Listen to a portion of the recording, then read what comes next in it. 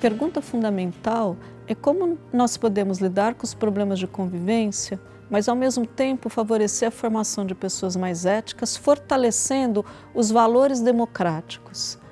Para isso, um programa tem que atuar em 3 vias. A primeira via ela é institucional.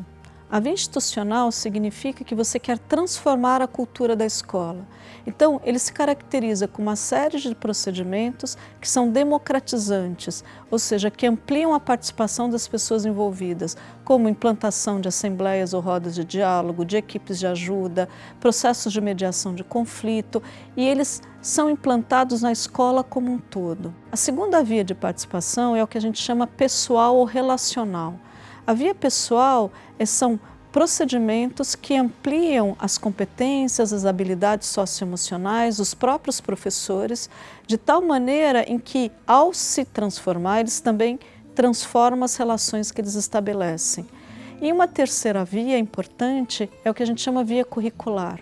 A via curricular são espaços em que a convivência, a moral, ela passa a ser objeto de conhecimento, passa a ser pensado, discutido com os alunos. Como é que essas 3 vias se traduzem na ação no cotidiano de uma escola? O primeiro aspecto que é importante é investir na formação dos profissionais em educação nesse sentido. Essa formação pode ser de base e também continuada. Então, por exemplo, estudar os diversos procedimentos para lidar com o bullying, identificar os problemas de convivência, regras negociáveis, não negociáveis, formas de uma comunicação mais construtiva. E justamente esses estudos fazem com que um professor se sinta mais apto, mais seguro para melhorar a qualidade das relações com seus alunos e também melhorar a maneira, o processo construtivo de lidar com os conflitos dentro de uma escola. A segunda característica é criar uma cultura de diálogo na escola.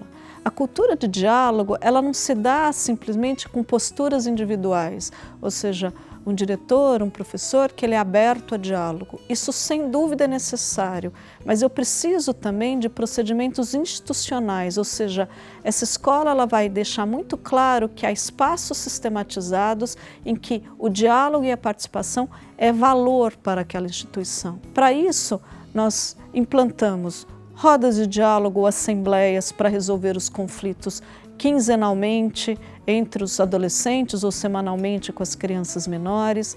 Essas rodas de diálogo e assembleia, elas lidam muito mais com problemas que são coletivos. Por exemplo, as meninas dizem que os meninos estão provocando, um professor que está insatisfeito com a indisciplina dentro da sala de aula.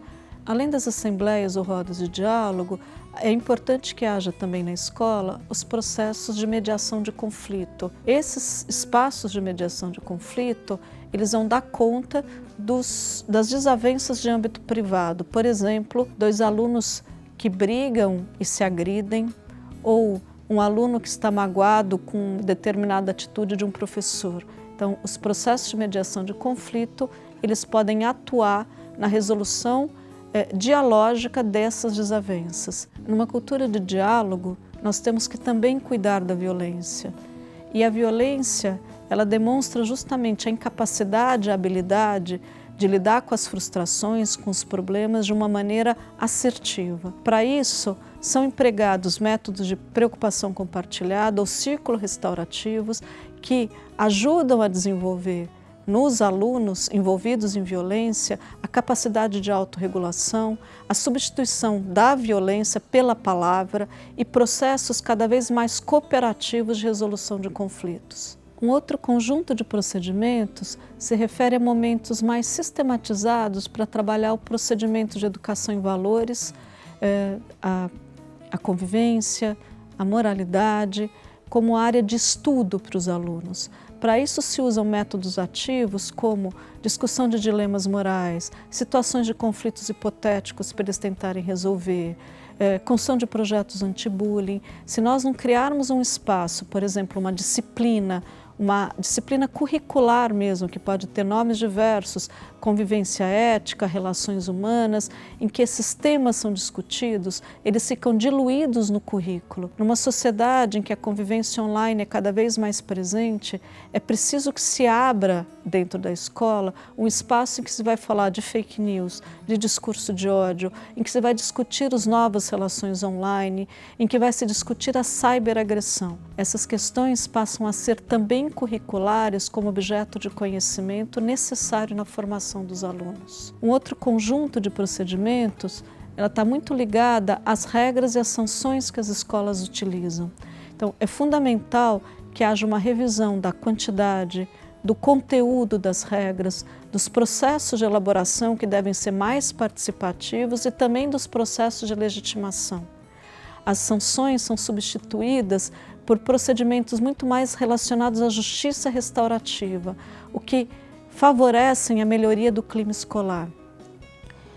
Nós temos também uma tendência em educação cada vez maior, que é o envolvimento dos estudantes como responsáveis pela convivência, tanto quanto os adultos de uma escola. Então, nesse sentido, o protagonismo ele entra de uma maneira muito planejada por meio do sistema de apoio entre pares. O sistema de apoio entre pares podem ser equipes de alunos que são ajudantes, que são aqueles alunos que cuidam, que amparam uns aos outros. Por exemplo, nós não sabemos muitas vezes quem se automutila, uma colega que está num relacionamento abusivo, situações de provocação entre eles, mas os próprios alunos sabem.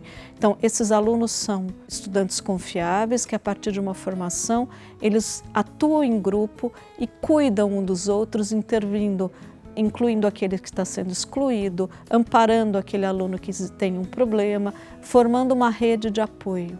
Além disso, dentro do protagonismo existem várias formas, nós temos os grêmios e também temos os coletivos que com o apoio da escola e o fomento da escola, eles podem ir se constituindo como o coletivo da diversidade, o coletivo feminista. A participação cada vez maior do protagonismo juvenil é algo que deve ser fomentado numa cultura dialógica na escola. Atualmente, nós temos um repertório de inúmeras ações para lidar com esses problemas de convivência e favorecer a formação de pessoas mais éticas. Essas ações, elas podem ser selecionadas na escola a partir dos objetivos que ela tem, que ela possui, e elas são organizadas num plano institucional de convivência. O plano de convivência é quando as escolas fazem diagnósticos sobre como está a qualidade da convivência, estabelecem metas que elas pretendem atingir, por exemplo, reduzir o bullying, fazer com que os alunos dialoguem mais e, a partir dessas metas, elas estabelecem procedimentos, ações coordenadas, ações sistematizadas e essas ações elas vão sendo implantadas e acompanhadas para ver se, de fato, elas conseguem reduzir a violência, melhorar a qualidade do clima escolar, aumentar a participação e o diálogo entre todos. Então, o plano de convivência ele passa a ser um documento como se fosse uma carta de intenções e um compromisso daquele coletivo de cuidar da qualidade da convivência. A escola, ela deve ensinar tudo aquilo que nos humaniza, a conversar com o outro, a lidar com o outro, a compreender o outro, a coordenar a perspectiva, a conviver junto, ou seja, aprender a viver com e para o outro. E só a escola pode fazer isso.